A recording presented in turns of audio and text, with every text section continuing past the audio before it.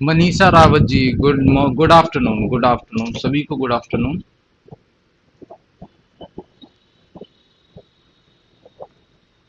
सभी बच्चे बताएं भाई, पॉलिटिकल साइंस में कॉन्फिडेंस आ रहा है पढ़ने में? तैयारी कैसी चल रही है? सभी बच्चे कमेंट करके बताइए। कॉन्फिडेंस आ रहा है? क्लासेस का कुछ अंतर लग रहा है आपको? कॉन्सेप्ट क्लियर हो रहे हैं? कुछ सजेशन देना चाहें मुझे तो आप वो भी दे सकते हैं भाई। आप भी टीचर हैं, मैं भी टीचर हूँ। Good afternoon Manisha ji, good afternoon.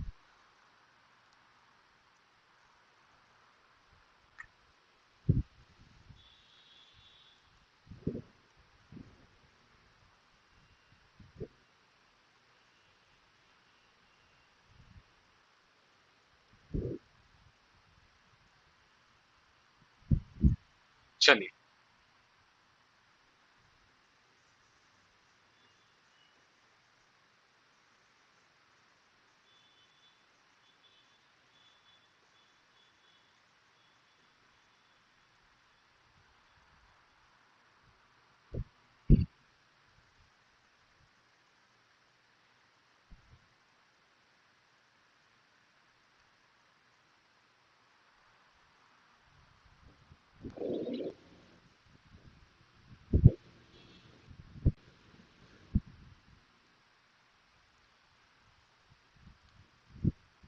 देखिए मनीषा जी, ये आप बच्चों का ही कमेंट्स हैं जो हमें एनर्जी प्रोवाइड करते हैं, हमें मोटिवेट करते हैं और ज्यादा आपके लिए मेहनत करने के लिए।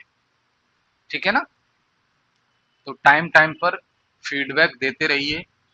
और जो भी डाउट्स हैं, किसी भी प्रकार के आपके डाउट्स हों, आपको बिल्कुल भी ये नहीं सोचना है कि अभी ये पूछना चाहिए कि नहीं पूछना चाहिए। आप कभी भी पूछ सकते हैं। ठीक है? बाकी बेस्ट विशेज है हमारी और सीजीएस की आपकी तरफ, जल्दी से सिलेक्शन हो आपका। अभी आप प्राइमरी में हैं और जल्दी जो है हायर लेवल पे जाएं।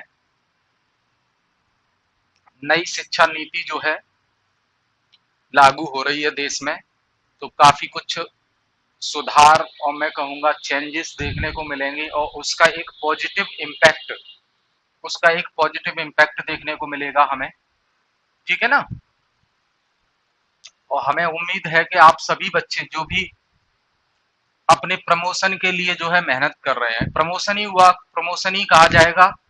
जो प्राइमरी में टीचर हैं उनका एक तरह से प्रमोशन ही कहा जाएगा ये, कि आगे की क्लासेस को आप पढ़ाते हैं स्कूल में और उसके बाद आप कॉलेज में जाएं, प्रोफेसर बने, यूजीसी नेट क्वालिफाई करें। हमारी बेस्ट विशेज हैं आपके लिए मनीषा जी। विजेंद्र कुमार, गुड आफ्टरनून विजेंद्र जी। आप सभी बच्चों के लिए बेस्ट विशेज है, मेहनत करते रहिए। ठीक है? चलिए, देखिए, राम मनोहर लोहिया, इनको आज हम डिस्कस करेंगे। तो वही हर बार की तरह थोड़ा सा इनकी बायोग्राफी समझेंगे और फिर इनके जो पॉलिटिकल थॉट हैं, फिर उनके जो पॉलिटिकल थॉट हैं जिसमें इन्होंने 4 पिलार्स के बारे में बताया, सरकार के 4 स्तंभ के बारे में बताया, और जो है न्यू सोशलिज्म के बारे में बताया, नव समाजवाद के बारे में बताया।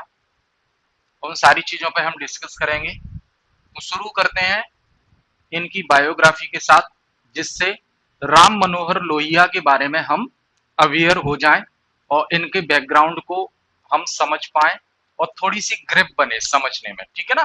किसी पर्सन के बारे में अगर हमें बेसिक जानकारी होती है तो आगे चलकर हमें उस पर्सन की हैबिट्स, उस पर्सन के थॉट समझने में आसानी होती है। इसलिए हर पॉलिटिकल थिंकर से इसलिए हर पॉलिटिकल थिंकर को शुरू करने से पहले उसकी बायोग्राफी डिस्कस करना बहुत जरूरी होता है, क्योंकि ये एक बेस डेवलप करता है। क्लियर है?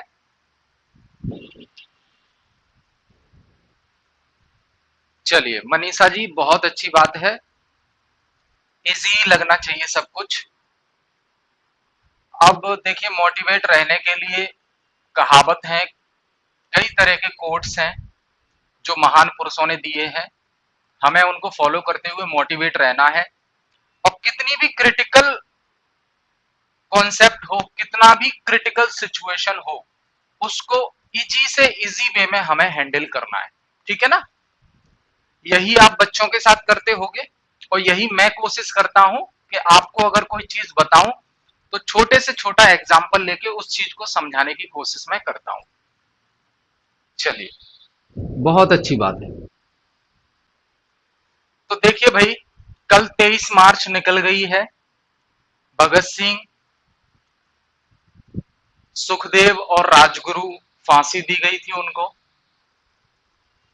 हिंदुस्तान के लिए एक बहुत बड़ी क्षति थी। तो आज हम जो थिंकर डिस्कस कर रहे हैं, राम मनोहर लोहिया, इनका जन्म भी बेटा, इनका जन्म 23 मार्च को हुआ था, 23 मार्च 1910 को। तो इनका जन्म जो है बेटा 23 मार्च 1910 को हुआ था।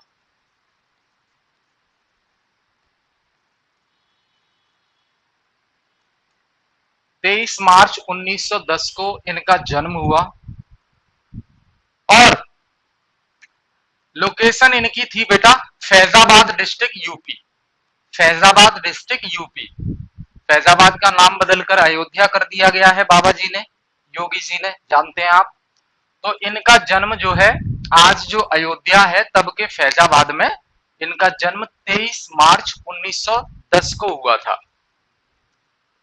एक जगह है बेटा, ध्यान रखना, अकबरपुर। अकबरपुर, फैजाबाद, उत्तर प्रदेश। अकबरपुर, फैजाबाद, उत्तर प्रदेश में इनका जन्म हुआ। अब जो है इनकी जो फैमिली थी, इनकी जो फैमिली थी बेटा वो मर्चेंट से संबंधित थी। मर्चेंट आप समझते हैं, एक तरह के व्यापारी, ट्रेडर्स, उनसे संबंधित थी इनकी फैमिली, जिस फैमिली में इनका जन्म हुआ है। ठीक है ना? और इनकी माताजी का देहांत हो गया था जब ये 2 साल के थे। राम मनोहर लोहिया जब 2 साल के थे तब इनकी माताजी का देहांत हो गया, डेथ हो गई। तो कहें कि जो पालन पोषण है वो इनके पिताजी ने ही किया। राम मनोहर लोहिया जी का जो पालन पोषण है वो इनके पिताजी ने किया, जिनका नाम था हीरालाल। क्या नाम था? हीरालाल। हीरालाल, ये जो है फादर थे इनके। माताजी का देहांत तभी हो गया जब ये 2 साल के थे। फिर इनका जो पालन पोषण है बेटा वो इनके पिता हीरालाल ने ही किया था। ठीक है ना? और इनके पिताजी जो है, इनके पिताजी बाई प्रोफेशन जो है टीचर थे। इनके पिताजी कौन थे? टीचर।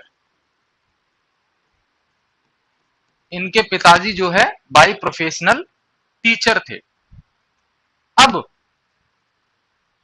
इनको इंडियन नेशनल मूवमेंट, जो भारतीय राष्ट्रीय आंदोलन है, उनकी जानकारी, उनकी समझ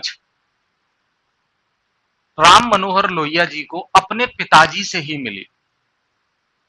मतलब टीचर थे फादर, तो इनके फादर चाहते थे कि एजुकेशन बहुत अच्छी हो बच्चे की, शिक्षा व्यवस्था बहुत अच्छी हो बच्चे की, अच्छे से पढ़ लिख जाए। क्योंकि वो खुद टीचर थे, शिक्षा का महत्व जानते थे, इसलिए वो चाहते थे कि उनका बच्चा भी एजुकेशन में, शिक्षा में अपना करियर बनाए। इसीलिए इंडियन नेशनल मूवमेंट की समझ उनको उनके पिताजी से हुई। और अगर देखा जाए कि पूरे जीवन काल में राम मनोहर लोहिया के ऊपर सबसे ज्यादा प्रभाव किसका था, तो सबसे ज्यादा प्रभाव बेटा राम मनोहर लोहिया के ऊपर उनके पिताजी का ही था। क्योंकि पढ़े लिखे व्यक्ति, हर चीज में वो उन्हें समझाने की कोशिश किया करते थे। हर चीज को वो अपने इजी मेथड के जरिए राम मनोहर लोहिया को समझाते थे।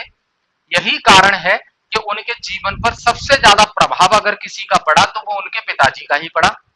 इंडियन नेशनल मूवमेंट को लेकर उनकी समझ विकसित हुई पिताजी के द्वारा ही। ठीक है ना? तो ये सारी चीजें हैं। जो आपको ध्यान रखना है। तो टीचर तो थे ही इनके पिताजी हीरालाल, और फ्रीडम फाइटर भी थे, स्वतंत्रता सेनानी भी थे, और गांधी जी को बहुत फॉलो करते थे। ये इनके जो पिताजी थे वो गांधी जी को फॉलो करते थे, गांधी जी को फॉलो करते थे।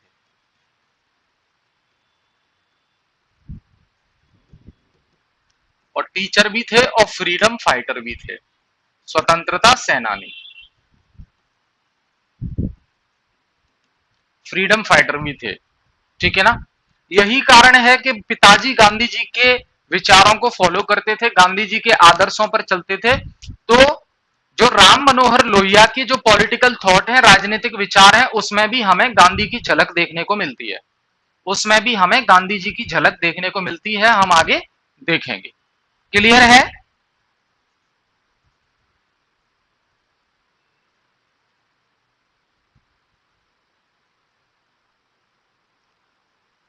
नोट करते रहिए साथ साथ।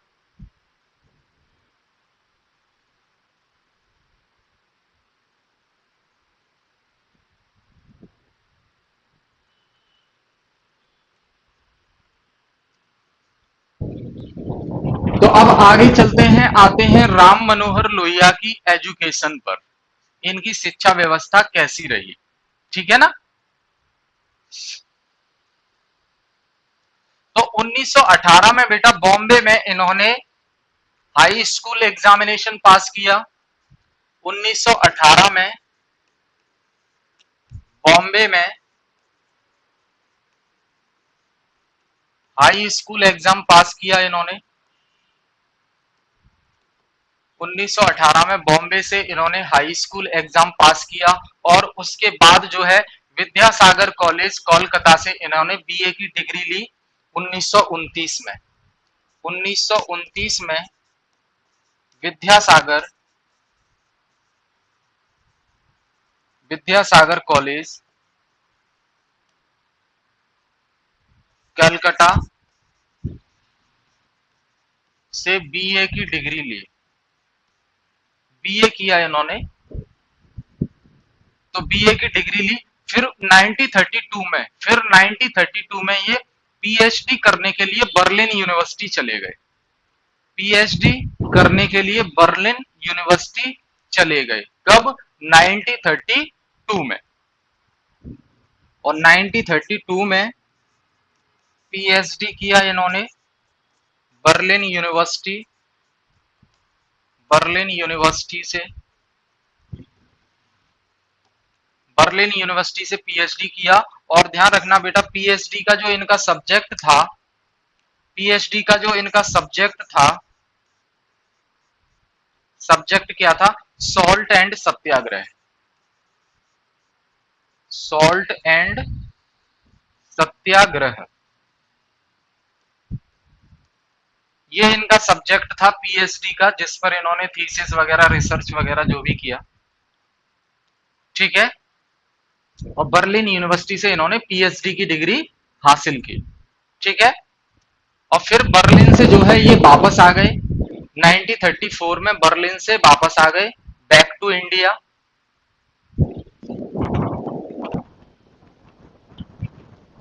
बैक टू इंडिया कब? 1934 में।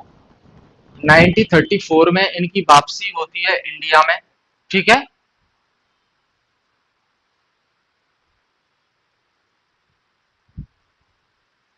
तो जब इन्होंने बर्लिन में, जब ये बर्लिन में थे, तब इनकी रुचि जो है इंटरनेशनल पॉलिटिक्स में ज्यादा हो गई थी, इंटरनेशनल रिलेशंस में ज्यादा हो गई थी। इनका इंटरेस्ट किसमें था?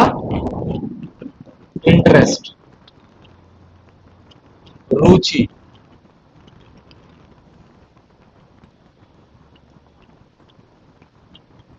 इनका इंटरेस्ट जो है किसमें था? इंटरनेशनल रिलेशन, इंटरनेशनल रिलेशंस, यानी कि इंडिया का relation, India and rest of the world, rest of the world. यानी कि भारत और बचे हुए देश उनका आपस में संबंध, इसमें जो है इनकी रुचि हो गई थी। क्लियर है?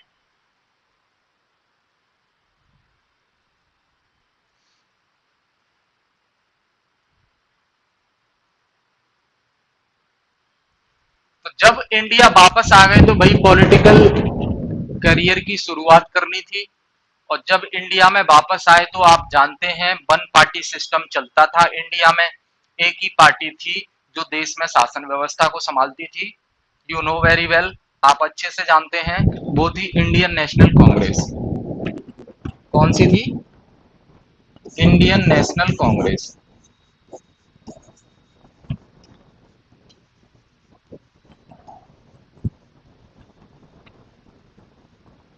जिसे शॉर्ट में आईएनसी कहते हैं। तो राम मनोहर लोहिया ने इसको ज्वाइन कर लिया। राम मनोहर लोहिया ने इंडिया आकर इस कांग्रेस को ज्वाइन कर लिया, इंडियन नेशनल कांग्रेस को ज्वाइन कर लिया। ठीक है। और इन्होंने फिर मदद की एक पार्टी जो कांग्रेस की सोशलिस्ट पार्टी थी, कांग्रेस सोशलिस्ट पार्टी को सेटअप करने में इन्होंने 1934 में हेल्प की। और जो है इन्हें एडिटर बना दिया गया कांग्रेस सोशलिस्ट का। आगे देखते हैं हम, यहां तक क्लियर है सारी चीजें। 1934 में 1934 में सेटअप किया कांग्रेस सोशलिस्ट पार्टी।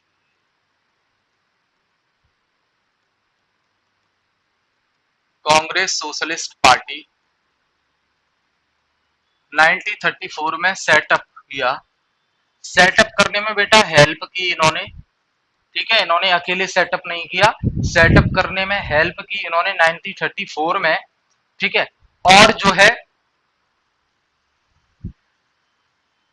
इनको एडिटर बना दिया गया। एडिटर बना दिया गया। एक वीकली पत्रिका चलती थी, वीकली पत्रिका चलती थी, वीकली जर्नल चलती थी, सोशलिस्ट, कांग्रेस सोशलिस्ट, वीकली पत्रिका चलती थी, कांग्रेस सोशलिस्ट।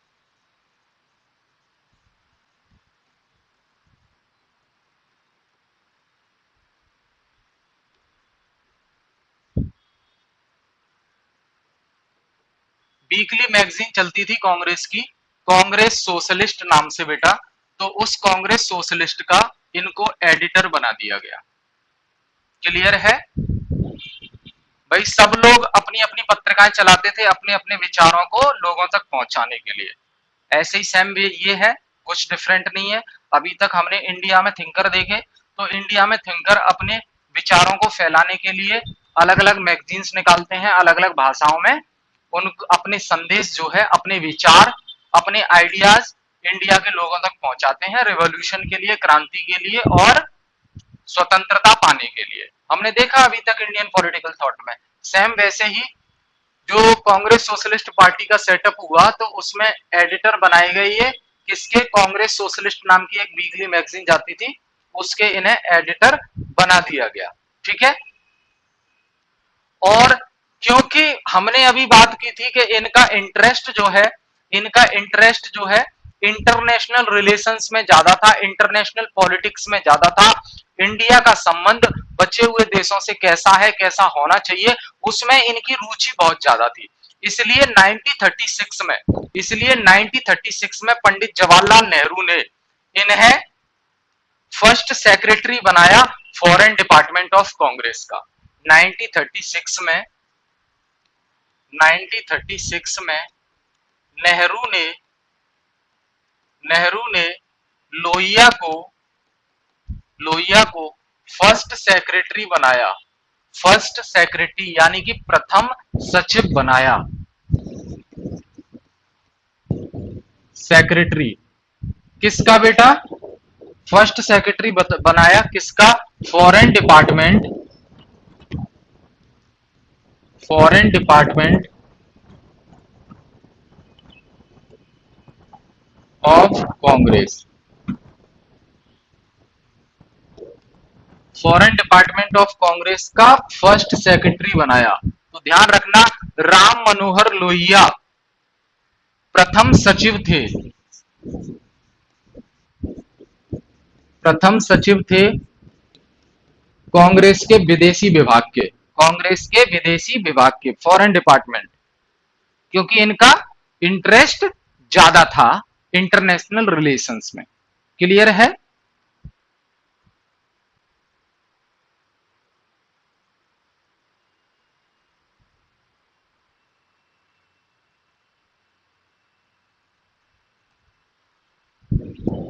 और इनका रोल हमें फिर नेशनल मूवमेंट में भी देखने को मिलता है। नेशनल मूवमेंट की अगर बात करें, नेशनल मूवमेंट की अगर बात करें,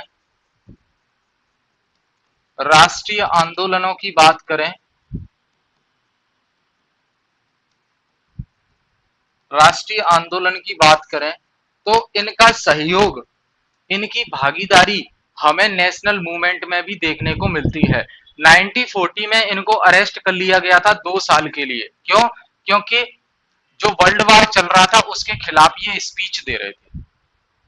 1940 में इनको अरेस्ट कर लिया था, 1940 में इनको अरेस्ट कर लिया था। क्यों? क्योंकि वार के अगेंस्ट में, वार के अगेंस्ट में ये स्पीच दे रहे थे। जो वार चल रहा था उस समय, उसके अगेंस्ट में स्पीच दे रहे थे। वार के अगेंस्ट में एंटी स्पीच दे रहे थे। तो 1940 में इनको अरेस्ट भी कर लिया गया। फिर आप जानते हैं 1942 में क्विट इंडिया मूवमेंट हुआ। 1942 में क्विट इंडिया मूवमेंट हुआ, भारत छोड़ो आंदोलन, भारत छोड़ो आंदोलन हुआ। 1942 में भारत छोड़ो आंदोलन हुआ।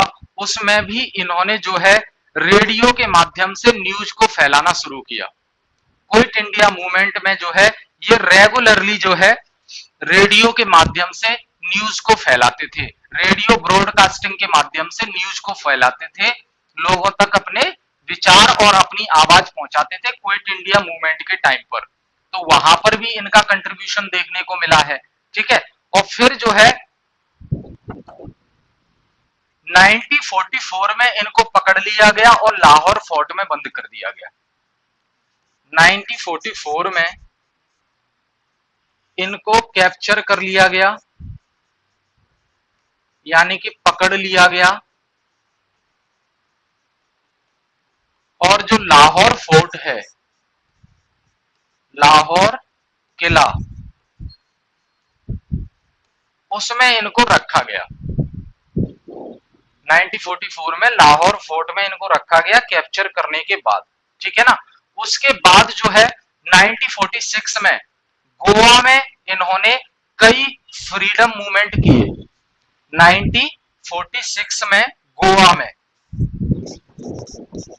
1946 में गोवा, आप जानते हैं पुर्तगाली का राज चल रहा था, पुर्तगालियों का राज था। तो वहां पर फ्रीडम के लिए इन्होंने, स्वतंत्रता के लिए संघर्ष किया और लोगों की सिविल लिबर्टी के लिए संघर्ष किया। तो गोवा में इन्होंने फ्रीडम और सिविल लिबर्टी के लिए इन्होंने स्ट्रगल किया, संघर्ष किया। और गोवा में पुर्तगालियों का शासन था, पुर्तगीज लोगों का शासन था, वहां पुर्तगीज लोगों की कॉलोनी थी गोवा। ठीक है ना।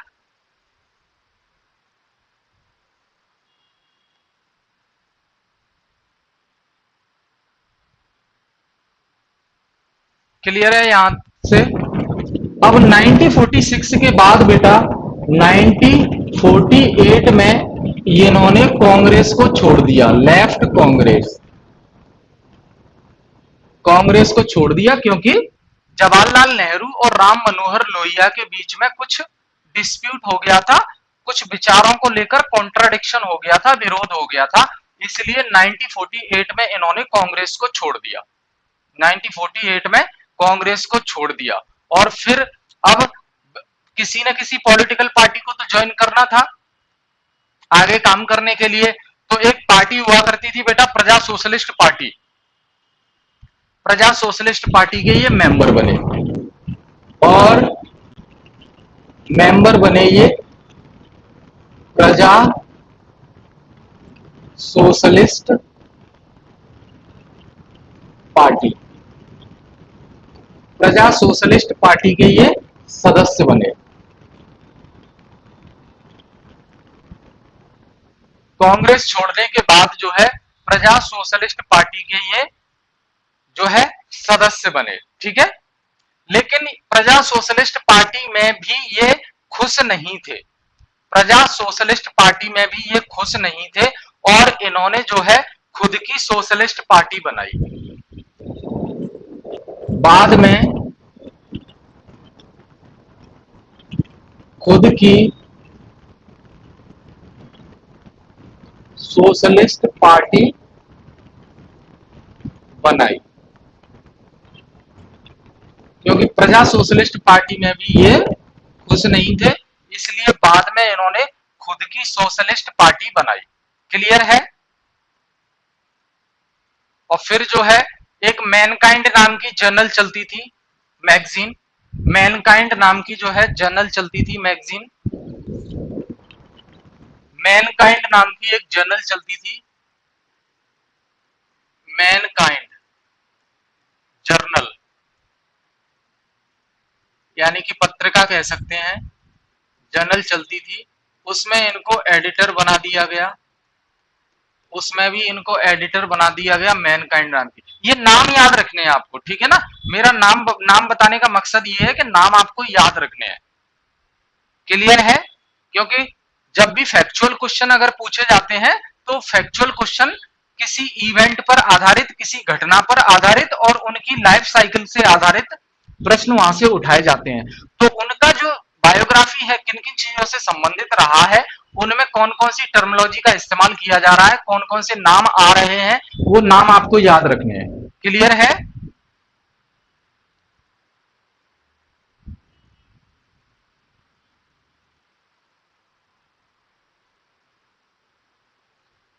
अब देखिए, फर्रुखाबाद से जो है ये पहली बार, फर्रुखाबाद से जो कि यूपी में है, फर्रुखाबाद से पहली बार ये लोकसभा के सदस्य बने, लोकसभा की सीट के लिए चुने गए 1963 में। 1963 में फाइनली मेंबर बने, ये मेंबर बने लोकसभा के। लोकसभा की सीट कौन सी थी बेटा, फर्रुखाबाद। फर्रुखाबाद सीट से इन्होंने लोकसभा का चुनाव जीता। फर्रुखाबाद सीट से इन्होंने 1963 में जो आम चुनाव हुए उसमें इन्होंने जीत हासिल की, ठीक है ना।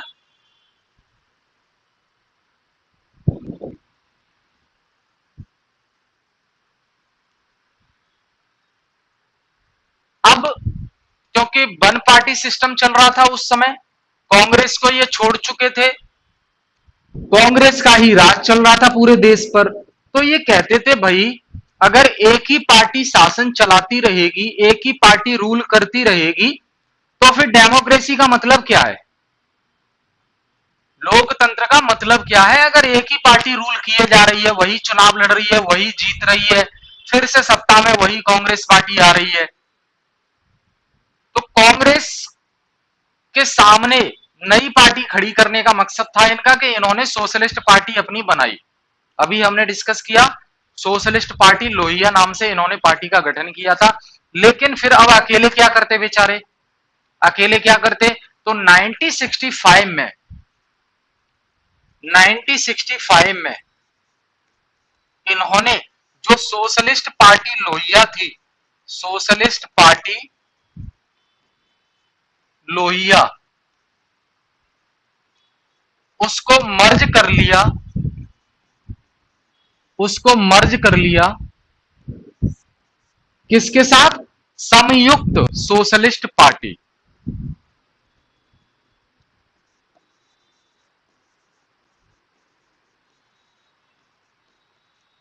संयुक्त सोशलिस्ट पार्टी। अब ये दोनों पार्टी एक हो गई, क्लियर है, मर्ज हो गया यहां पे, ये पार्टी दोनों आपस में मर्ज हो गई, संयुक्त सोशलिस्ट पार्टी कहेंगे इसको।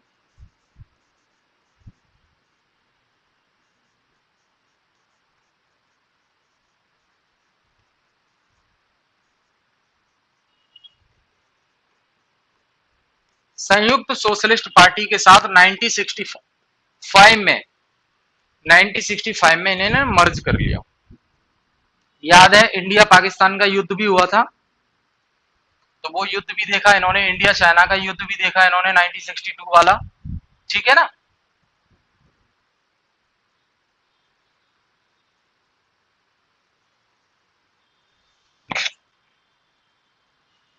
और उसके बाद फिर 1967 में कन्नौज से इन्होंने लोकसभा का चुनाव जीता। 1967 में कन्नौज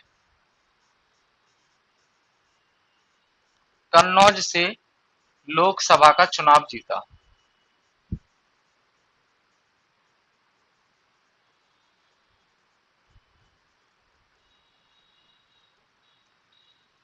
अब उस समय बेटा क्या होता था, क्योंकि कांग्रेस बहुत बड़ी पार्टी थी और जो छोटी छोटी सोशलिस्ट पार्टी थी ना, वो मर्ज होती थी, फिर टूटती थी, फिर मर्ज होती थी, ये सिलसिला चलता रहता था। 1967 में उन्होंने दोबारा से फिर से चुनाव हुए, तो कन्नौज से जो है लोकसभा के उम्मीदवार जीते हुए घोषित किए गए ये। और लेकिन फिर क्या होता है बेटा, फिर इसके बाद इनकी जो है डेथ हो जाती है, अनफॉर्चुनेटली डेथ हो जाती है इनकी, इनकी डेथ हो जाती है इसके बाद। ये है बायोग्राफी इनकी थोड़ी सी, क्लियर है।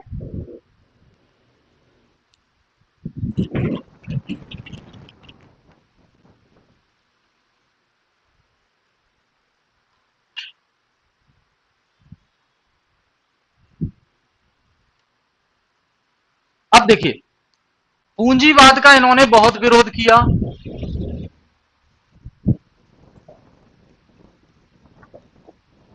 पूंजीवाद की आलोचना इन्होंने की,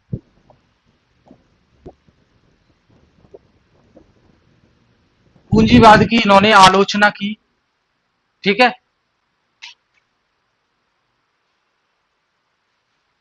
पूंजीवाद में इन्होंने कहा कि भैया सब लोग के पास इंडिविजुअल राइट होता है, जैसे कि राइट टू प्रॉपर्टी, संपत्ति का अधिकार, और वो संपत्ति इकट्ठी करते जाते हैं, ये संपत्ति इकट्ठी करते के बाद जाते हैं। पूंजीवाद के बारे में इन्होंने बताया कि पूंजीवाद में क्या होता है कि हर व्यक्ति का अपना अपना अधिकार होता है, जैसे कि संपत्ति का अधिकार। अब वो, अब कैपिटलिस्ट सोसाइटी या कैपिटलिज्म में लोग कमाते जाते हैं, जो जितना कमाता जाएगा उतना पैसा इकट्ठा करता जाएगा अपने पास। तो इन्होंने कहा कि ये कैपिटलिज्म की वजह से ही ना, कैपिटलिज्म की वजह से इकोनॉमिक इनइक्वालिटी आती है। क्या आती है? इन्होंने कहा कि कैपिटलिज्म की वजह से इकोनॉमिक इनइक्वालिटी आती है, इकोनॉमिक इनइक्वालिटी,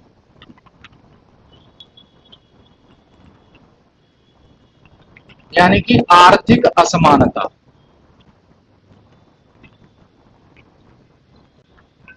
आर्थिक असमानता आती है। पूंजीवाद ही आर्थिक असमानता को जन्म देने का कारण है सबसे बड़ा, क्योंकि यहां सभी इंडिविजुअल व्यक्ति के पास ये अधिकार होता है कि वो अपना पैसा कमाए और अपनी संपत्ति बढ़ाता जाए। तो क्या होता है बेटा कि अमीर व्यक्ति तो और अमीर होता जाता है और जो गरीब है वो बेचारा और गरीब होता जाता है।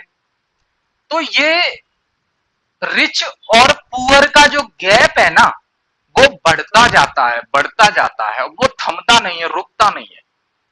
इसलिए अगर ये गैप बढ़ता जाएगा तो आर्थिक रूप से अमीर और गरीब इक्वल कहां रह पाएंगे, वो तो अनइक्वल हो जाएंगे, क्योंकि अमीर और ज्यादा पैसा इकट्ठा करता जा रहा है, वो और अमीर होता जा रहा है, गरीब के पास बेचारा कुछ नहीं है, वो गरीब और गरीब होता जा रहा है, तो दोनों के बीच में गैप बढ़ता जा रहा है।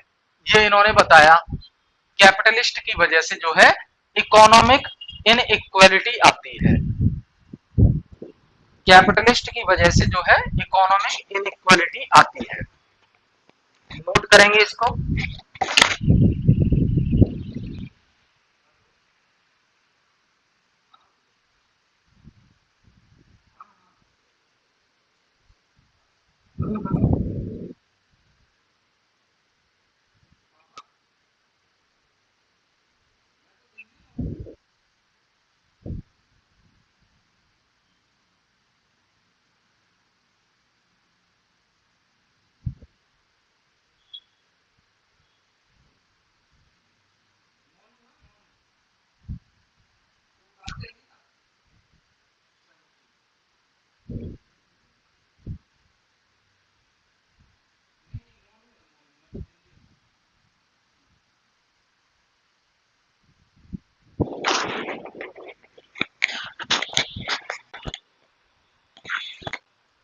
ठीक है, तो इन्होंने कहा कि कैपिटलिज्म की वजह से इकोनॉमिक इनइक्वालिटी आती है। ठीक है, क्योंकि अमीर लोग जो है अपने हाथ में धन इकट्ठा करते जाते हैं, धन इकट्ठा करते जाते हैं, और इससे क्या होता है,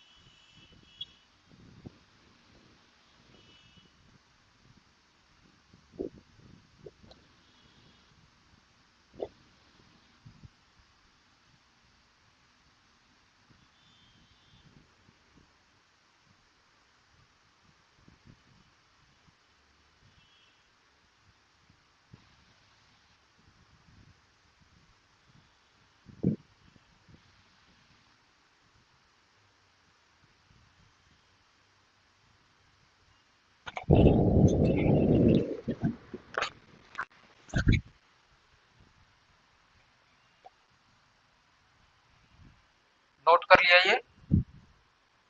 तो जब कुछ ही व्यक्तियों के हाथों में धन इकट्ठा होता जाएगा तो भैया मोनोपोली आ जाएगी, एकाधिकार आ जाएगा, वही कमा रहे हैं, और वो कमा रहे हैं, और छोटी छोटी कंपनी अगर पनप भी,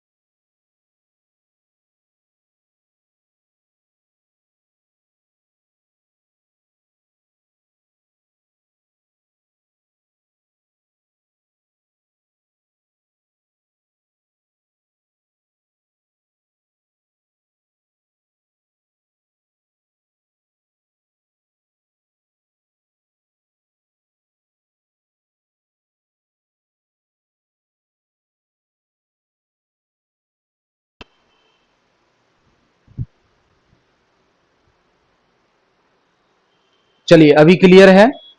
तो मैंने बेटा यही बताया आपको कि कैपिटलिज्म की वजह से आर्थिक असमानता बढ़ती जा रही है, क्योंकि कुछ लोग जो है धन को इकट्ठा करते जा रहे हैं और जो दूसरे लोग हैं यानी कि गरीब लोग, उनके पास कुछ नहीं रहता, तो ये गैप बढ़ता जाता है।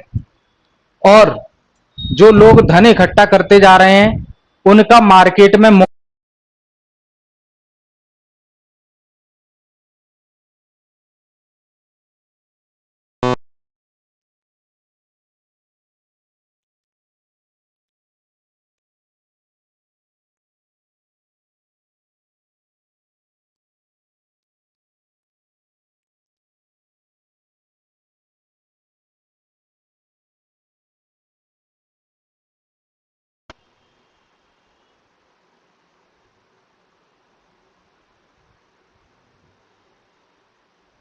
अभी आवाज आ रही है सभी को?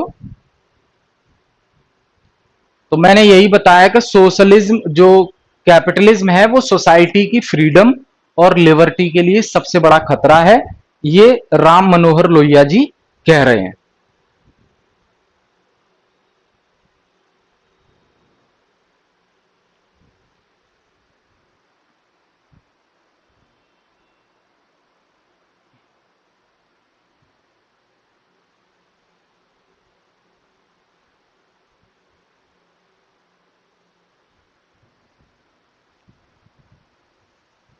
चलिए, ये कुछ मेन वर्क्स हैं, कुछ काम हैं इनके, लोहिया जी के, याद रखेंगे आप। व्हील ऑफ हिस्ट्री जो कि 1955 में आया, और दूसरा guilty man of India's partition, तीसरा Marx Gandhi and socialism, Marx Gandhi and socialism ये 1963 में आया, और जो फोर्थ है India China and northern frontiers 1963 में आया। ये कुछ मेन वर्क्स हैं, याद रखने हैं आपको। अब हम बात करेंगे लोहिया के सोशलिज्म की।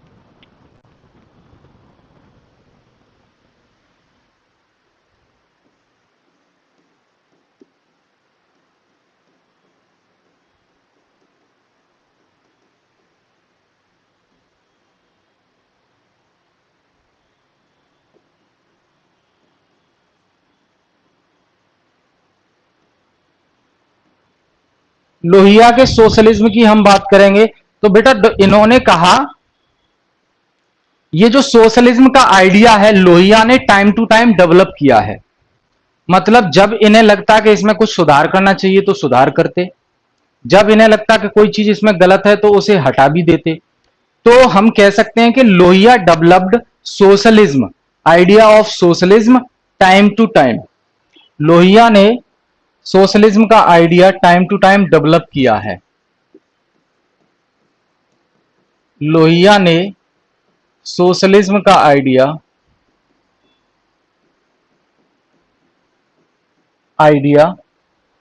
टाइम टू टाइम डेवलप किया है।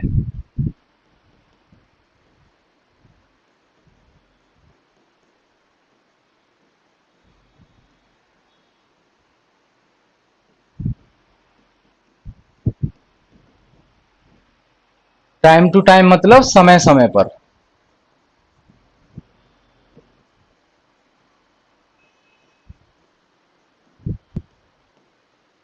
टाइम टू टाइम डेवलप किया है, समाजवाद का जो विचार है, आइडिया है। क्लियर है? नोट करेंगे सभी बच्चे।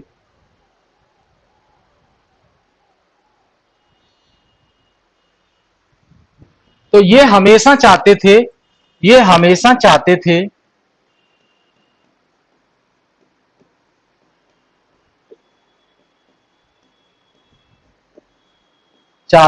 कि सोशलिज्म जो है, सोशलिज्म का डेवलपमेंट इंडिपेंडेंट आइडियोलॉजी की तौर पर होना चाहिए। Socialism should be developed into independent ideology.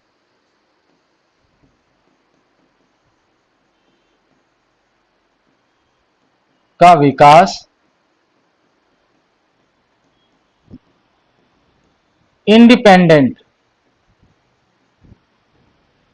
Ideology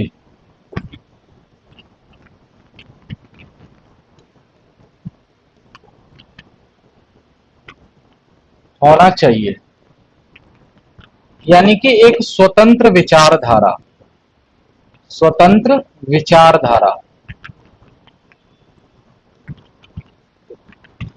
स्वतंत्र विचारधारा, इंडिपेंडेंट आइडियोलॉजी।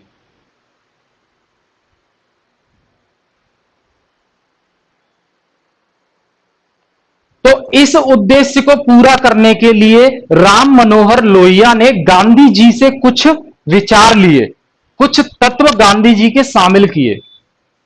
तो इस उद्देश्य को पूरा करने के लिए, मतलब सोशलिज्म का विकास इंडिपेंडेंट आइडियोलॉजी में होना चाहिए स्वतंत्र रूप से। तो इस उद्देश्य को पूरा करने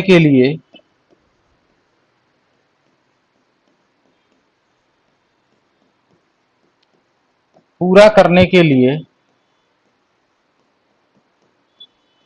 लोहिया ने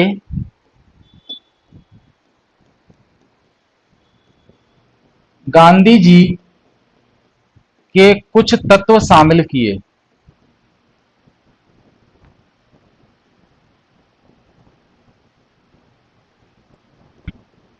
कुछ तत्व शामिल किए।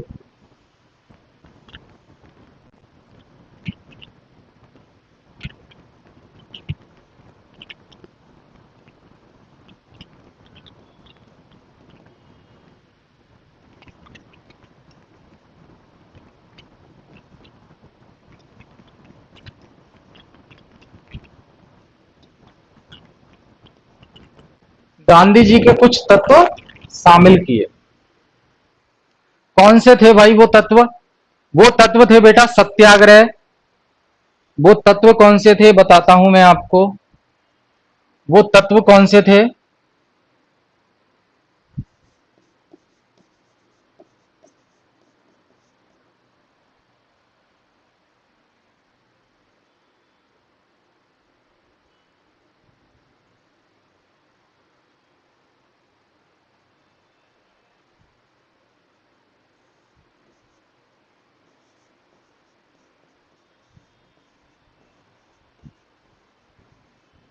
सत्याग्रह,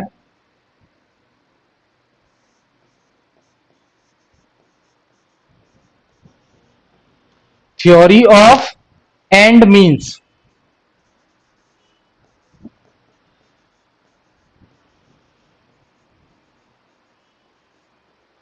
थ्योरी ऑफ एंड मीन्स। और अगला small machine based economy.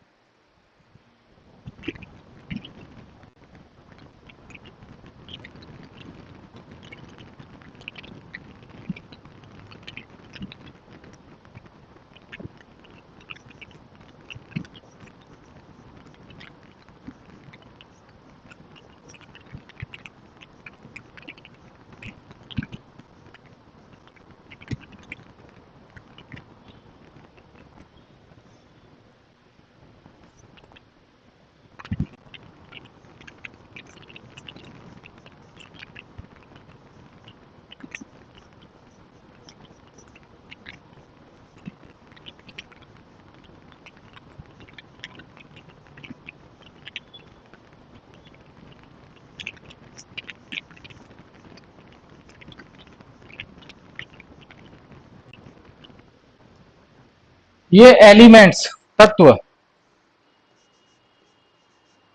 Gandhi ji के ये 3 तत्व जो है उन्होंने सोशलिज्म में शामिल किए। सत्याग्रह का मतलब आप समझ रहे हैं, कोई वायलेंस नहीं, वायलेंस न करना सत्याग्रह का एक तरीका है। हमने डिस्कस किया गांधी जी के बारे में, वायलेंस न करना सत्याग्रह का एक तरीका है। तो सोशलिज्म, जो सोशलिज्म की बात कर रहे हैं राम मनोहर लोहिया, वो कह रहे हैं कि सोशलिज्म में सत्याग्रह होना चाहिए, जो कि गांधी जी से लिया गया है। थ्योरी ऑफ एंड मीन्स, मतलब अगर हम किसी लक्ष्य तक पहुंचना चाहते हैं, किसी काम को अंजाम देना चाहते हैं, तो बेटा उस काम को करने के लिए जो रास्ता अपनाया गया है वो रास्ता प्योर होना चाहिए, गलत रास्ता नहीं होना चाहिए। जिस प्रकार हमने मैकियावली में डिस्कस किया था, वेस्टर्न पॉलिटिकल थिंकर मैकियावली में डिस्कस किया था कि मैकियावली कहता है कि नेशन का इंटरेस्ट को सर्व करने के लिए, राष्ट्र के हित को बरकरार रखने के लिए कुछ भी करना पड़े करो। मतलब वो क्या कह रहा है, अंत भला तो सब भला, एंड अच्छा होना चाहिए, और उसके लिए हमने क्या क्या किया है वो कोई मैटर नहीं करता। लेकिन गांधी जी क्या कहते हैं, बेटा अंत भला तो सब भला, वो तो ठीक है, लेकिन अगर कोई काम आप करना चाहते हो तो उसके लिए सही रास्ते का इस्तेमाल करो, सही तरीकों का इस्तेमाल करो। एक उदाहरण दिया था गांधी जी ने कि अगर बबूल का बीज डालोगे जमीन में तो आम का पेड़ कैसे निकलेगा, वहां से बबूल का ही निकलेगा ना। तो अगर गलत रास्तों का इस्तेमाल करके किसी लक्ष्य पर पहुंचोगे तो वो लक्ष्य भी गलत होगा। अगर अच्छे रास्तों का उपयोग करके, अच्छे तरीकों का इस्तेमाल करके किसी लक्ष्य को प्राप्त करोगे तो वो लक्ष्य भी प्राप्त होगा। तो एलिमेंट्स में सत्याग्रह हम जानते हैं, नो वायलेंस, अहिंसा नहीं करनी है। थ्योरी ऑफ एंड मीन्स मतलब जिस लक्ष्य पर हम पहुंचना चाहते हैं उसके लिए तरीका सही होना चाहिए। तीसरा है स्मॉल मशीन बेस्ड इकोनॉमी, यानी कि जो ये राम मनोहर लोहिया जो है वो बड़ी बड़ी मशीनों के पक्ष में नहीं थे। बड़े बड़े प्लांट, बड़ी बड़ी इंडस्ट्रीज, बड़े बड़े मशीन्स इनके पक्ष में नहीं थे। ये चाहते थे कि भारत की अर्थव्यवस्था के लिए, भारत की अर्थव्यवस्था को रन करने के लिए छोटी छोटी मशीनों का इस्तेमाल सबको करना चाहिए, उससे प्रोडक्शन करना चाहिए, उत्पादन करना चाहिए और अपना पैसा कमाओ, अर्थव्यवस्था को ग्रो कराओ, अर्थव्यवस्था को आगे बढ़ाओ। ठीक है ना। तो बड़ी बड़ी मशीनों के पक्ष में नहीं थे राम मनोहर लोहिया। वो चाहते थे कि जो हमारी इकोनॉमी हो वो स्मॉल मशीन पर आधारित इकोनॉमी हो, छोटी छोटी मशीनों का इस्तेमाल करके हमारी अर्थव्यवस्था में उत्पादन का काम हो, प्रोडक्शन का काम हो। क्लियर है? क्लियर है बेटा यहां तक?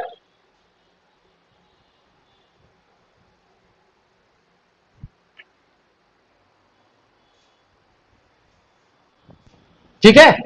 चौथा इन्होंने यहां पे बात की, देखते हैं कलर कौन सा है, ब्लैक है। चौथा इन्होंने बेटा बात की यहां पे पॉलिटिकल डिसेंट्रलाइजेशन, पॉलिटिकल डिसेंट्रलाइजेशन,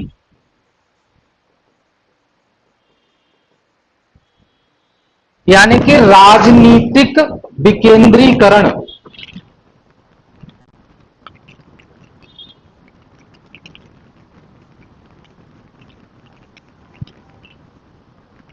राजनीतिक विकेंद्रीकरण,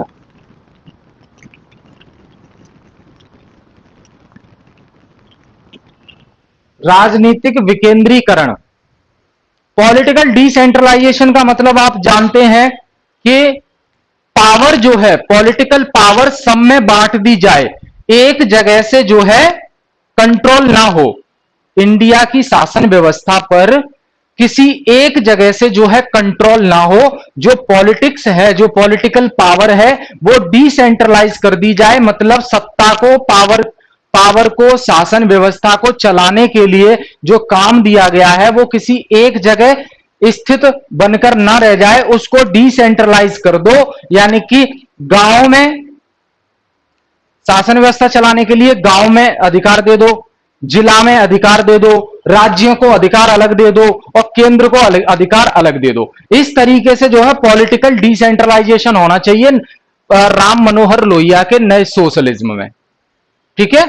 जिस प्रकार हम पंचायती राज व्यवस्था को देखते हैं, 3 टियर गवर्नमेंट हम पढ़ते हैं, सेंटर लेवल पर अलग चलती है, स्टेट लेवल पर अलग चलती है, और लोकल गवर्नमेंट जिसे कहते हैं, जिसे पीआरआई कहते हैं, पंचायती राज इंस्टीट्यूशंस, जो 73rd और 74th कॉन्स्टिट्यूशनल अमेंडमेंट करके 1992 में लाया गया था, जिसमें ध्यान रखा गया था गांधी जी का जो लोकल गवर्नमेंट है, गांधी जी की जो पंचायती राज व्यवस्था वो लागू करना चाहते थे, गांधी जी का जो गांव का विकास वाले सपने को वो इंप्लीमेंट करना चाहते थे, उसको ध्यान में रखते हुए इन्होंने पंचायती राज व्यवस्था इंप्लीमेंट की। लेकिन हमने गांधी जी के बारे में भी पढ़ा कि जो गांधी जी का पंचायत मॉडल था, उसको एग्जैक्ट उसी तरीके से पंचायती राज व्यवस्था में भारत में लागू नहीं किया गया है, उसमें कुछ चेंजेस करके लागू किए गए। ठीक, क्योंकि ये इनके पिताजी गांधी जी से प्रभावित थे, तो ये भी गांधी जी से प्रभावित थे, राम मनोहर लोहिया, तो गांधी जी के कई विचारों को ये मानते थे।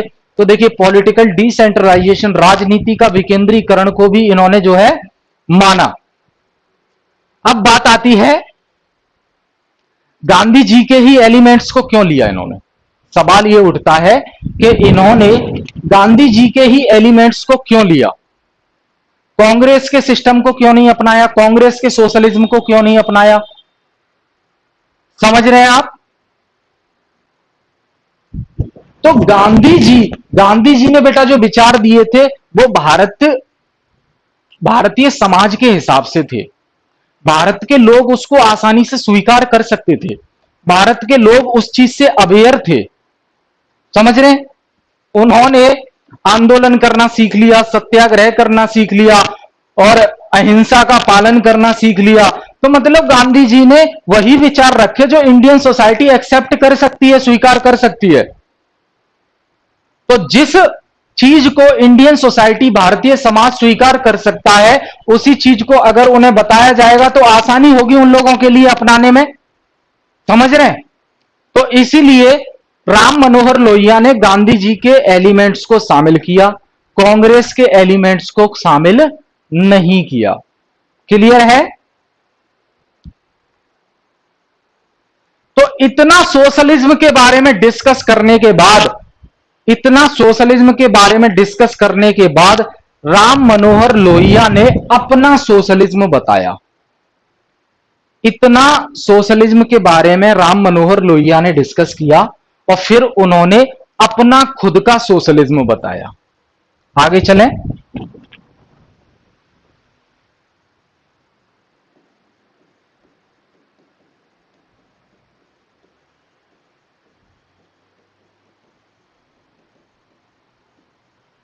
लोहिया का खुद का सोशलिज्म, वो जो उन्होंने डेवलप किया इतना सब डिस्कस करने के बाद, ठीक है ना। तो वही चीजें आएंगी, स्मॉल मशीन्स होनी चाहिए, कोऑपरेटिव लेबर होनी चाहिए,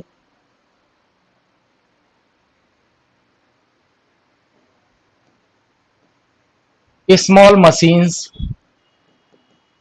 जो हमने बात की, कोऑपरेटिव लेबर्स,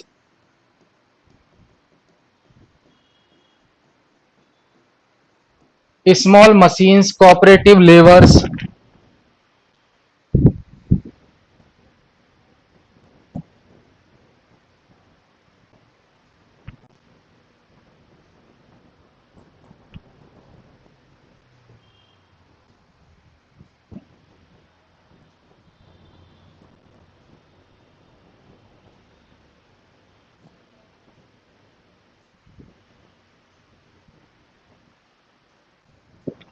लोहिया के ऑन सोशलिज्म में उन्होंने कुछ पॉइंट रखे, जैसे कि स्मॉल मशीन्स का इस्तेमाल होना चाहिए, कोऑपरेटिव लेबर का इस्तेमाल होना चाहिए, विलेज गवर्नमेंट होनी चाहिए, डिसेंट्रलाइज्ड प्लानिंग होनी चाहिए,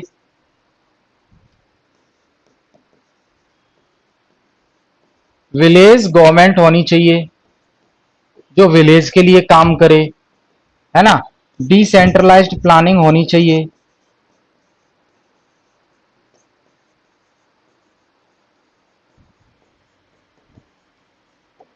डिसेंट्रलाइज्ड प्लानिंग होनी चाहिए।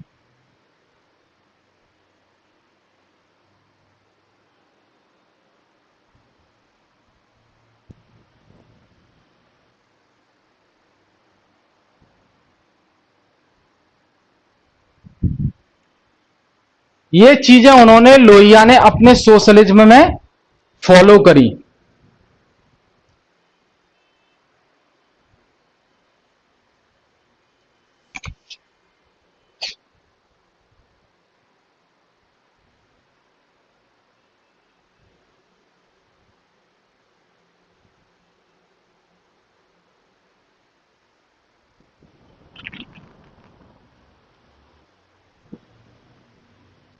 ठीक है, तो लोहिया ने जो है ये चीजें अपने सोशलिज्म में शामिल करी और फिर उन्होंने बताया 6 एलिमेंट्स ऑफ न्यू सोशलिज्म। फिर उन्होंने क्या बताया? 6 एलिमेंट्स ऑफ न्यू सोशलिज्म।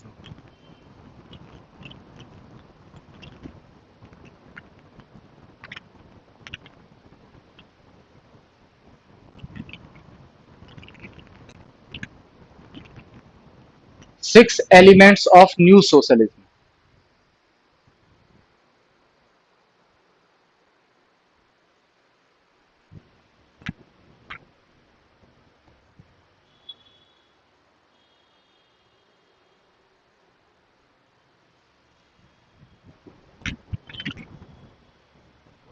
तो पहला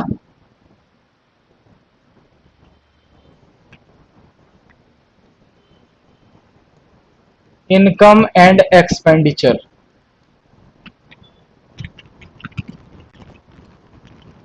इनकम एंड एक्सपेंडिचर यानी कि आय और खर्च।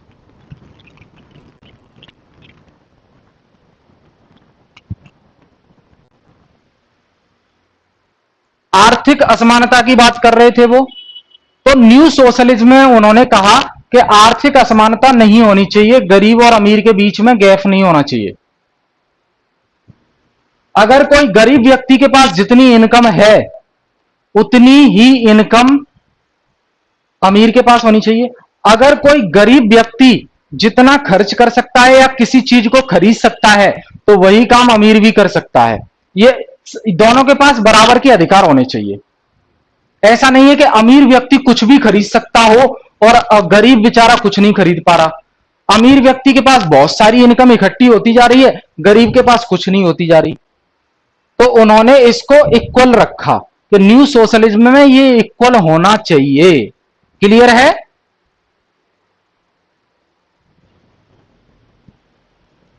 दूसरा है इकोनॉमिक इंटरडिपेंडेंसी।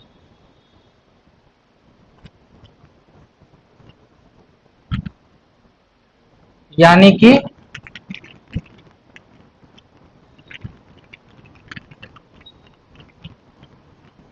आर्थिक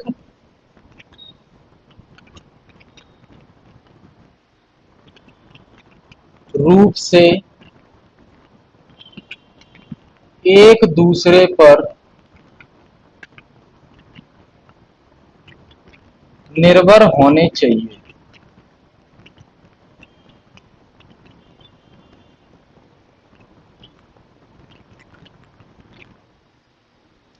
आर्थिक रूप से एक दूसरे पर निर्भर होने चाहिए। इससे क्या होगा बेटा कि मुझे अगर आपकी जरूरत है, मुझे पता है कि मैं आप पे किसी काम के लिए निर्भर हूं, तो मैं आपसे बना के चलूंगा। आपको लगता है कि आप किसी और पर किसी काम के लिए निर्भर हो तो आप उससे बना के चलोगे आर्थिक रूप से। तो वो कहते थे कि इकोनॉमिक इंटरडिपेंडेंसी को बढ़ावा मिलना चाहिए। इकोनॉमिक इंटरडिपेंडेंसी को बढ़ावा मिलना चाहिए। जैसे गांधी जी ने कहा था ना, सेल्फ सफिशिएंट विलेज, जो गांव होंगे अपने आप में आत्मनिर्भर होंगे। तो राम मनोहर लोहिया कहते हैं भैया सेल्फ सफिशिएंट विलेज नहीं हो सकते, क्योंकि कोई भी ऐसा गांव नहीं हो सकता जो अपनी जरूरतों को खुद ही पूरा कर ले। उसको किसी न किसी जरूरत को पूरा करने के लिए दूसरे गांव का या दूसरे व्यक्ति का सहारा लेना ही पड़ेगा। क्योंकि हम जानते हैं we are a social animal, हम एक सामाजिक प्राणी हैं और हमारी सभी जरूरत हम खुद पूरी नहीं कर सकते। हमें अपनी जरूरत, हमारी जरूरत जैसे जैसे बढ़ती जाती है उन जरूरत को पूरा करने के लिए हमें एक दूसरे का सहारा लेना पड़ता है। समझ रहे हैं? कुछ जरूरतें व्यक्ति खुद पूरी कर लेता है, कुछ जरूरतें कुछ व्यक्ति की जरूरतें उसकी फैमिली पूरा करती है, कुछ व्यक्ति की जरूरतें वो सोसाइटी पूरा करती है, कुछ व्यक्ति की जरूरतें वो स्टेट पूरा करती है, तो कुछ जरूरतों को ये कंट्री पूरा करती है। समझ रहे हैं? तो सेल्फ सफिशिएंट विलेज वाला जो गांधी जी ने बताया, उसके बारे में उन्होंने कहा कि गांधी जी का सेल्फ सफिशिएंट विलेज का सही है, काम करें लोग, लेकिन सेल्फ सफिशिएंट विलेज से काम नहीं चलने वाला, क्योंकि कोई भी ऐसा गांव नहीं है जो अपने जरूरतें खुद पूरा कर ले, कहीं ना कहीं तो उसे दूसरे गांव की जरूरत पड़ेगी। इसलिए इकोनॉमिक इंटरडिपेंडेंसी होनी चाहिए। तुम मुझ पर आर्थिक रूप से निर्भर रहो, मैं तुम पर आर्थिक रूप से निर्भर रहूं, तो ऐसे चलता रहेगा। ठीक है ना? तो 6 एलिमेंट्स ऑफ न्यू सोशलिज्म में पहला इनकम एक्सपेंडिचर, दूसरा इकोनॉमिक इंटरडिपेंडेंसी, ये याद रखना है आपको। ठीक है ना? और एक इन्होंने, क्योंकि इनका इंटरनेशनल रिलेशन में बहुत ज्यादा रुचि थी, तो एक इन्होंने जो है वर्ल्ड पार्लियामेंट का जिक्र किया कि एक वर्ल्ड पार्लियामेंट भी होनी चाहिए। वर्ल्ड पार्लियामेंट, जैसे कि भारत की पार्लियामेंट होती है, वैसे ही वर्ल्ड पार्लियामेंट होनी चाहिए। World parliament based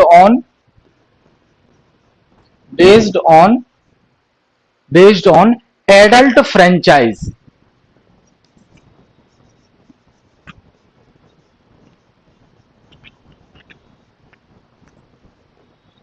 adult franchise मतलब एक निश्चित आयु का व्यक्ति जो वोट दे सकता है, एन एडल्ट फ्रेंचाइज।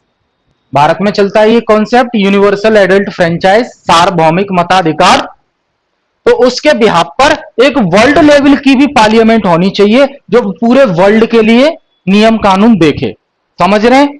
कहीं ना कहीं जो यूएनओ है, यूनाइटेड नेशंस ऑर्गेनाइजेशन, वो भी कई देशों पर प्रतिबंध लगा देती है, रूल्स रेगुलेशन चलाती है। डब्ल्यूटीओ है, डब्ल्यूएचओ है, समझ रहे हैं, वर्ल्ड बैंक है।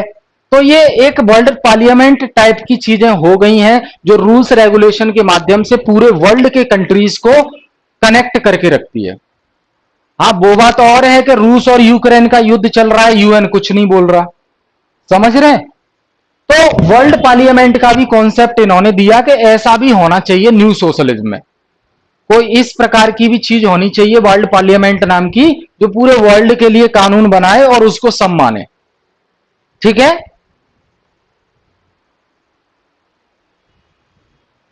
चौथा, डेमोक्रेटिक फ्रीडम होनी चाहिए भैया सभी को। डेमोक्रेटिक फ्रीडम होनी चाहिए,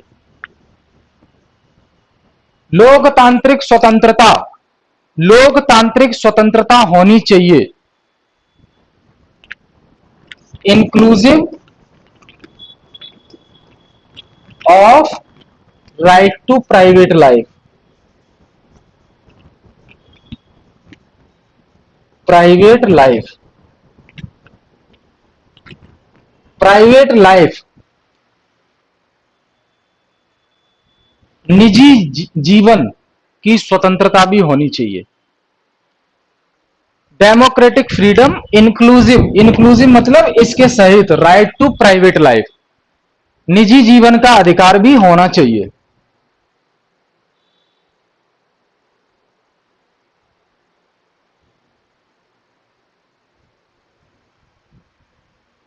क्लियर है यहां तक? पांचवा इधर लिखता हूं मैं, गांधी की टेक्निक्स को फॉलो करना चाहिए। गांधी टेक्निक्स, गांधी टेक्निक्स होनी चाहिए, इंडिविजुअल की और कलेक्टिव, सभी के लिए गांधी जी की टेक्निक्स होनी चाहिए न्यू सोशलिज्म में। ठीक है ना? और हर व्यक्ति को अधिकार होना चाहिए और उसका सम्मान होना चाहिए। ऐसा नहीं है गरीब व्यक्ति गरीब है, अमीर अमीर है, तो अमीर व्यक्ति गरीब का सम्मान ही नहीं कर रहा है, उसकी आस्था को ठेस पहुंचा रहा है। तो dignity and rights of common man. छठवा, dignity and rights of common man, आम आदमी।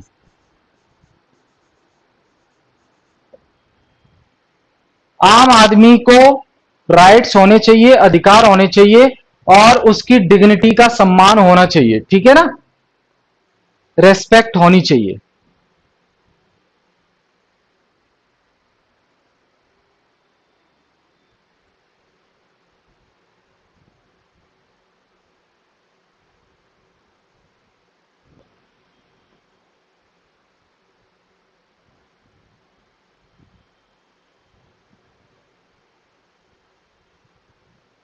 नोट करेंगे सभी बच्चे।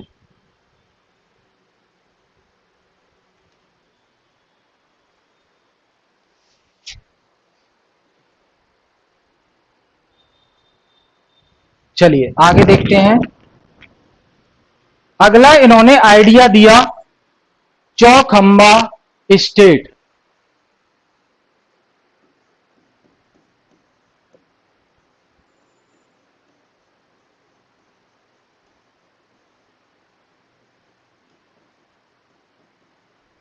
चौखंबा स्टेट।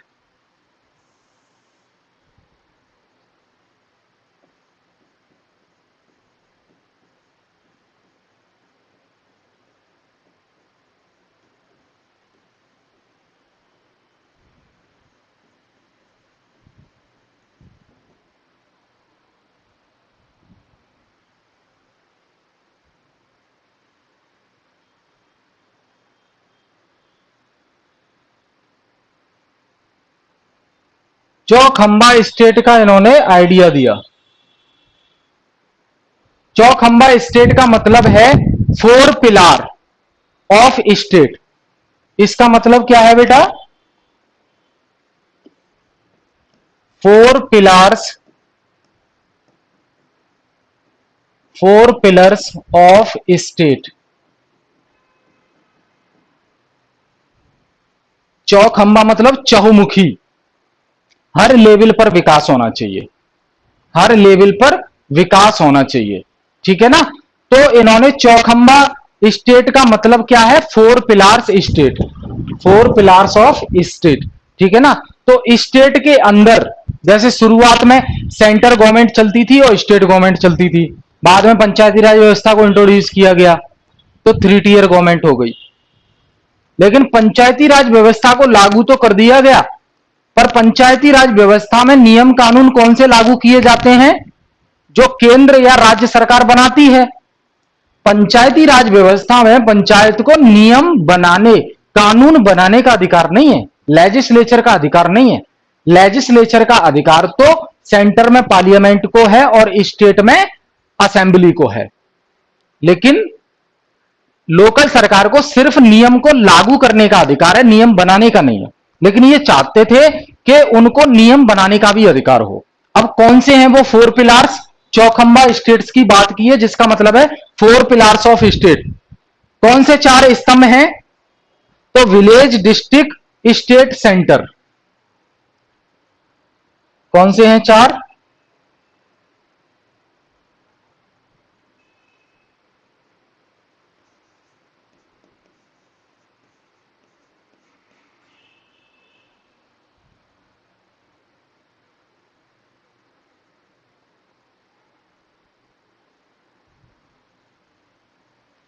पहला है देखिए विलेज,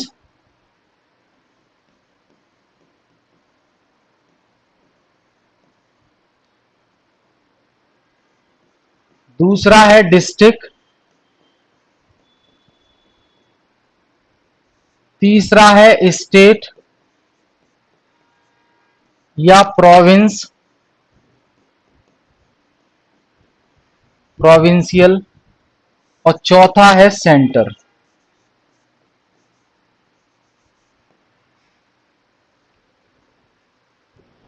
तो इन्होंने सरकार के लिए चौखंबा स्टेट में इन्होंने कहा कि भैया विलेज को भी आप जो है लेजिस्लेशन प्लस एग्जीक्यूशन,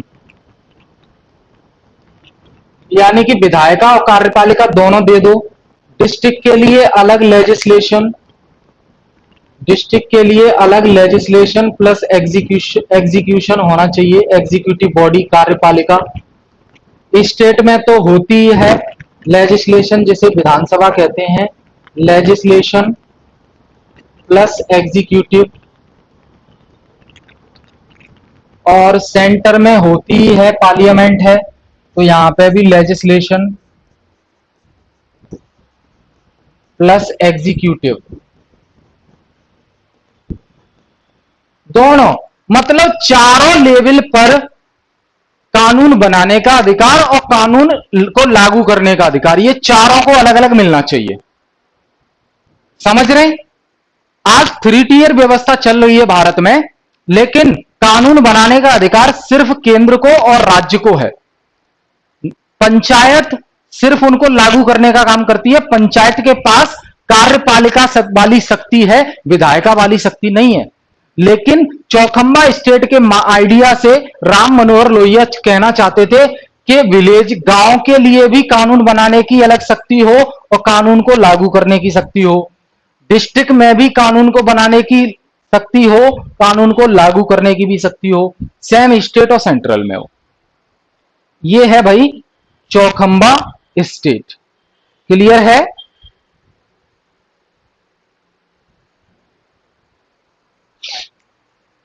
अच्छा, इसमें पांचवा भी ऐड किया जा सकता है, फिफ्थ पिलार।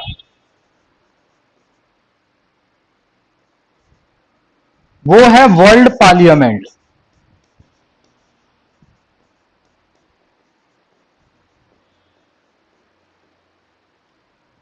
फिफ्थ पिलार को भी ऐड किया जा सकता है।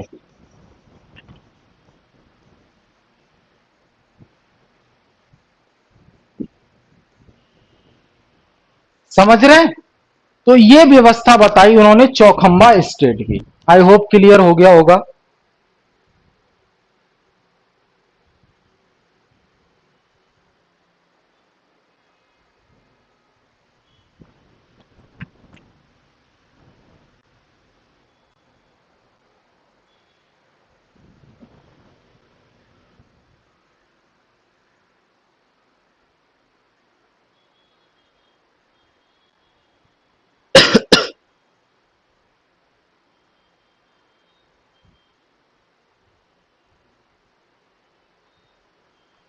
आगे चलते हैं।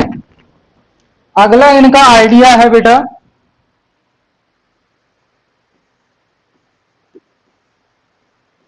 सप्त क्रांति।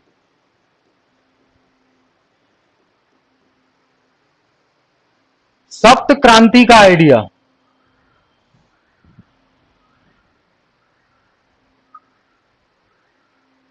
सप्त क्रांति का आइडिया बेटा,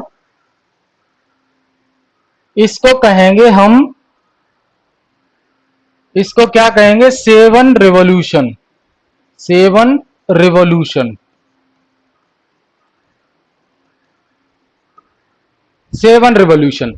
ये आइडिया उन्होंने क्यों दिया? फॉर द बेटरमेंट ऑफ,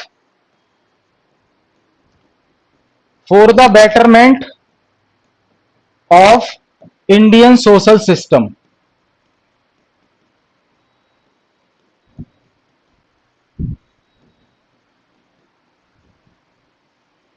भारतीय सामाजिक व्यवस्था के उत्थान के लिए।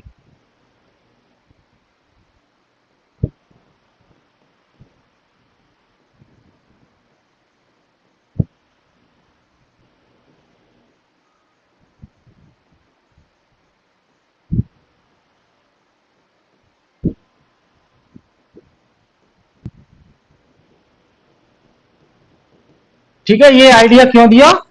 इसमें 7 प्रकार की क्रांति बताई गई है।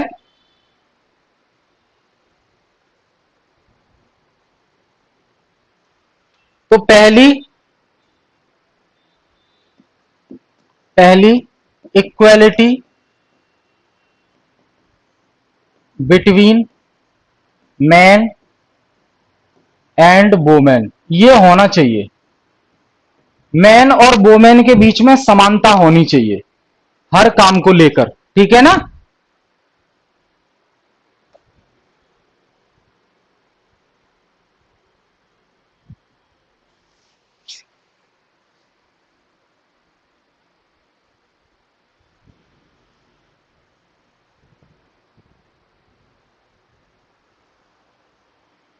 दूसरा, ये अगेंस्ट में थे, अगेंस्ट यानी कि विरोधी थे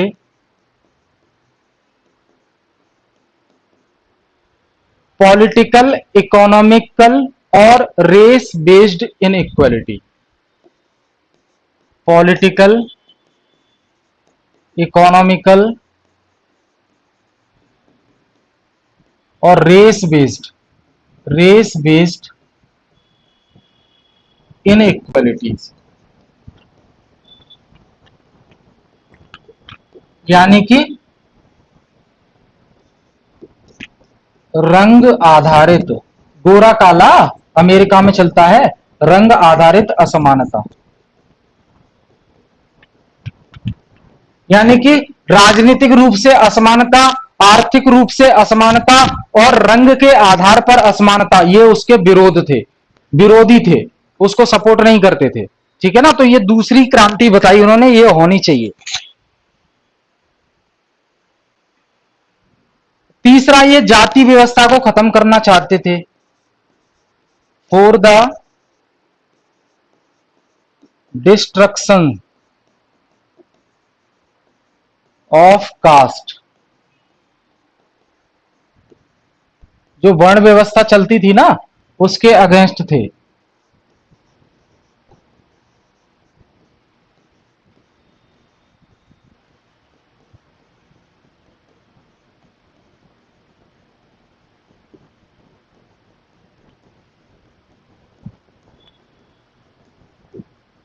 जाति व्यवस्था को खत्म करना चाहते थे, ठीक है ना। और जो फॉरेन डोमिनेशन है, विदेशी हुकूमत अगर हमारे देश पर शासन कर रही है, उसके भी अगेंस्ट थे।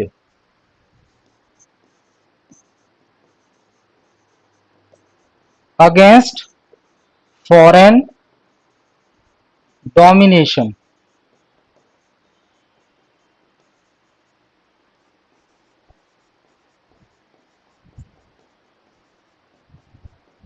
विदेशी शासन के विरोधी, फॉरेन डोमिनेशन के अगेंस्ट में थे ये, ठीक है ना।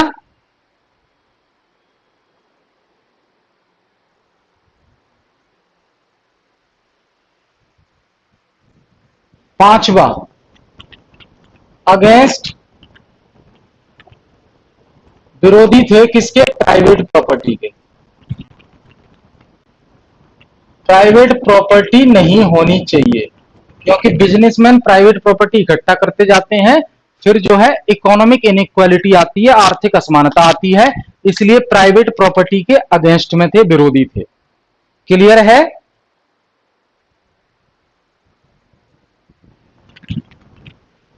छठवा, against interference, against interference in private life,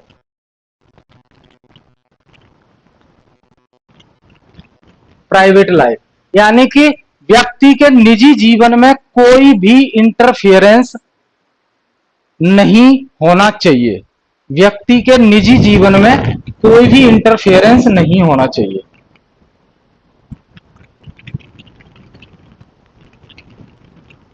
निजी जीवन में कोई दखल नहीं होना चाहिए।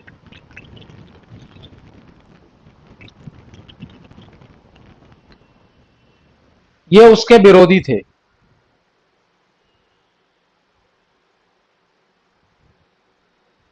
क्लियर है।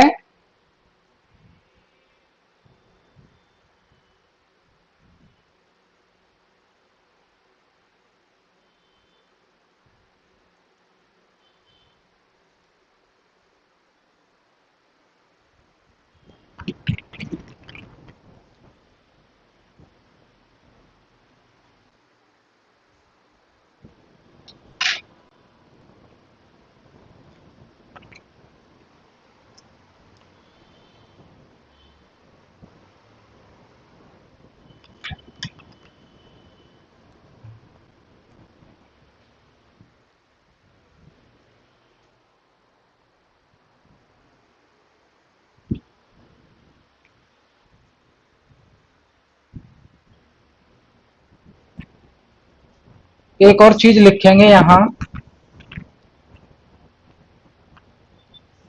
लोहिया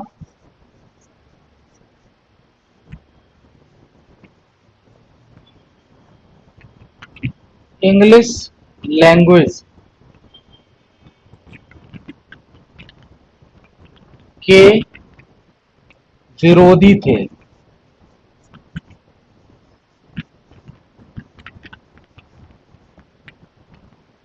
लोहिया इंग्लिश भाषा के विरोधी थे, क्योंकि ये कहते थे कि इंग्लिश भाषा ना भारतीय लोगों को नीचा दिखाती है। ये अंग्रेज जहां भी जाते हैं इंग्लिश में बात करते हैं और भारतीयों को समझ नहीं आती तो उनसे कहते हैं यू गेट आउट। मतलब ये चाहते थे, मेरी बात समझिए, ये चाहते थे कि इंग्लिश को कभी भी ना ऑफिशियल लैंग्वेज ना बनाया जाए। मतलब शासन व्यवस्था में जो कागजी कार्यवाही होती है उसमें इंग्लिश को इस्तेमाल न किया जाए, इसलिए ये इंग्लिश लैंग्वेज के विरोधी थे। हालांकि इन्हें खुद फॉरेन लैंग्वेजेस बहुत सी आती थी, जर्मन आती थी, इनको इंग्लिश आती थी, लेकिन वो किस वजह से इंग्लिश का विरोध कर रहे थे, किस वजह से कह रहे थे कि इंग्लिश को ऑफिशियल लैंग्वेज न बनाया जाए, क्यों? क्योंकि इंग्लिश की वजह से भारतीय लोगों को नीचा दिखाया जाता है अंग्रेजों के द्वारा। समझ रहे हैं? तो इतना याद रखेंगे आप, जो लोहिया हैं वो इंग्लिश लैंग्वेज के विरोधी थे।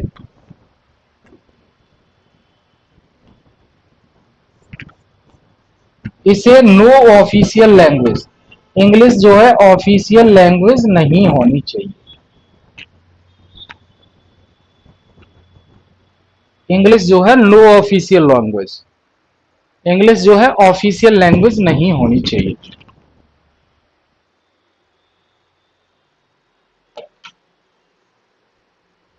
अब बताइए भाई, यहां तक राम मनोहर लोहिया जी के बारे में क्लियर हुआ?